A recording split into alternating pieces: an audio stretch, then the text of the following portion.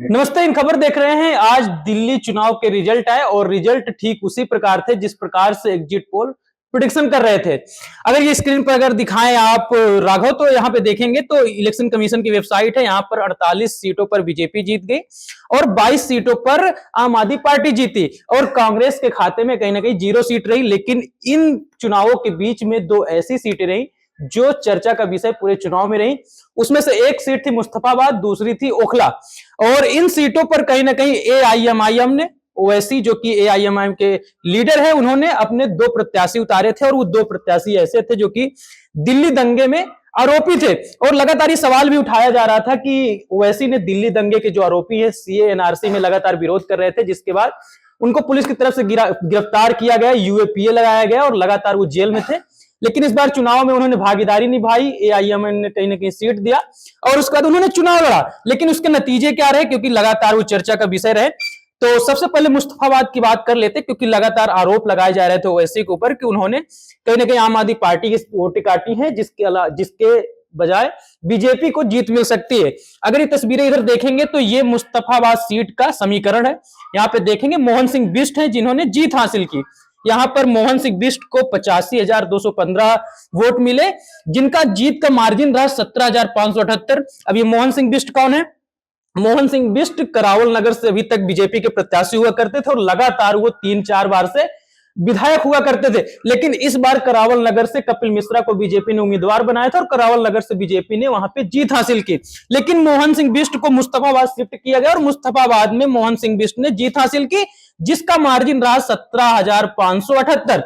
अब इसी की बात कर ले कि इन्होंने किससे तुलना की जाए इनसे, तो आदिल अहमद खान है आम आदमी पार्टी के, जिनको 67,637 वोट मिले, जिसके आधार पर बताया जा रहा है 17,578 वोटों का अंतर था।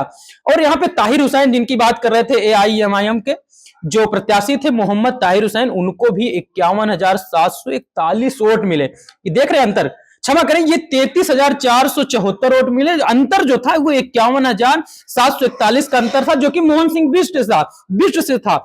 अब यहाँ पे बात करें मुस्तफाबाद की, तो मुस्तफाबाद कहीं ना कहीं मुस्लिम बाहुल एरिया है, लगभग 40% वहां पे मुस्लिम है। और यहां की बात करें पिछली बार क्या हुआ था, आम आदमी पार्टी से हाजी यूनिस थे जो कि 98,850 वोट मिले थे उन्हें, और जगदीश प्रधान बीजेपी के थे जिन्हें 78,146 वोट मिले थे। राघव अगर पास आए और स्क्रीन पे दिखाए, जैसे हमने बताया कि जगदीश प्रधान जो थे बीजेपी के 2020 में, उनको 78,146 वोट मिले थे।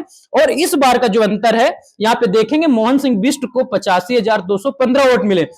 इसका मतलब कि 2020 की तुलना करें तो जगदीश प्रधान से मोहन सिंह बिष्ट को 7,000 ज्यादा वोट मिले।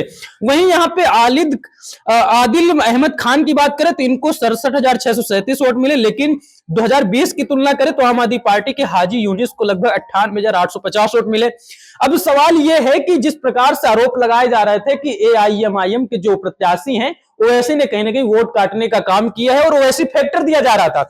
अब यहाँ पे अगर दिखाएं आप राघव, तो ये मोहम्मद ताहिर हुसैन है जिनको एआईएमआईएम ने कहीं ना कहीं प्रत्याशी बनाया और इनको जो वोट मिले 33,474 वोट मिले। अगर जो आरोप लगाए जा रहे थे वो आरोप अगर सिद्ध होते हैं, तो अगर यहाँ पे मोहम्मद ताहिर हुसैन चुनाव नहीं लड़ते तो इनका जो मुस्लिम वोट है वो कहीं ना कहीं आदिल अहमद खान की तरफ शिफ्ट हो जाता और यहाँ पर आम आदमी पार्टी कहीं ना कहीं जीत हासिल कर लेती और ये सीट आम आदमी पार्टी के खेमे में चली जाती। क्योंकि लगातार आरोप लगाए जा रहे थे कि ओवैसी फैक्टर कहीं ना कहीं यहाँ पे लागू हो रहा है, जिसके बाद यहाँ पे आम आदमी पार्टी को हार मिली। तो ये फैक्टर था मुस्तफाबाद का।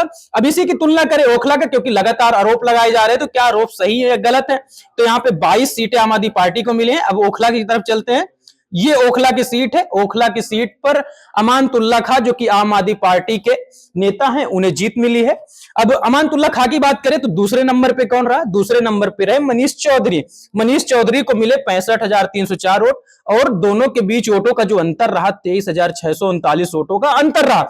मनीष चौधरी की बात करें, लेकिन उसके पहले बात कर लेते हैं सिफाउर रहमान का। सिफाउर रहमान ये भी हैं जो कि दिल्ली दंगे में आरोपी थे और यूएपीए भी इनके ऊपर लगा था। इनका हमने इंटरव्यू भी किया था। लगातार अमानतुल्लाह खां का बिना नाम लिए लगातार आरोप लगा रहे थे। यहाँ पे सिफाउर रहमान को 39,558 वोट मिले और इनकी तुलना करें कि अमानतुल्लाह खान से कितने कम वोट हैं, लगभग 49,385 वोट कम मिले। हालांकि इन्होंने कहीं ना कहीं 39,558 वोट अपनी तरफ खींचने का प्रयास किया और ये ओखला भी उन सीटों में आती है जहां पे मुस्लिम बाहुल्य एरिया है। माना यह जा रहा था कि क्योंकि आप ये आम आदमी पार्टी की बात कर ले, अमानतुल्लाह खां है जो कि मुस्लिम प्रत्याशी थे, सिफाउर रहमान की बात कर ले एआईएमआईएम से थे, वो भी मुस्लिम कहीं ना कहीं मुस्लिम प्रत्याशी थे, आरिफा खान की बात कर ले, ये कांग्रेस की तरफ से ये भी मुस्लिम थी, तो ये तीनों मुस्लिम वोटर प्रत्याशी थे। और माना जा रहा था कि बीजेपी का जादू चल सकता है क्योंकि मुस्लिम बाहुल्य एरिया और जो मुस्लिम वोटर है वो कहीं ना कहीं बट जाएंगे, जिसकी वजह से मनीष चौधरी को यहां पर फायदा हो जाएगा। लेकिन यहां पे ठीक उलट होता है, आम आदमी पार्टी से अमानतुल्लाह खान जीत जाते हैं और एक सीट जो 22 सीटें हैं आम आदमी पार्टी की, उसके आम आदमी पार्टी के खेमे में अमानतुल्लाह खान भी एक सीट डाल देते हैं। अमानतुल्लाह खान का एक वीडियो भी सामने आता है जिसमें वो कहते हैं कि मैं तो जीत गया लेकिन खुशी नहीं है, क्योंकि खुश उस बात से होते जब दिल्ली में आम आदमी पार्टी की सरकार बनती। तो इस प्रकार से ओवैसी फैक्टर को दिखाया जा रहा था। लेकिन एक जगह पर मुस्तफाबाद की बात करें तो वहां पर ओवैसी फैक्टर तो काम करते हुए दिख रहा है, लेकिन ओखला में बात करें तो वहां पे ओवैसी फैक्टर काम करता नहीं दिख रहा है। लेकिन आप इन सब के बारे में क्या सोचते हैं? क्या ओवैसी फैक्टर सच में यहां काम कर रहा था? कमेंट बॉक्स पर जरूर बताएं। धन्यवाद।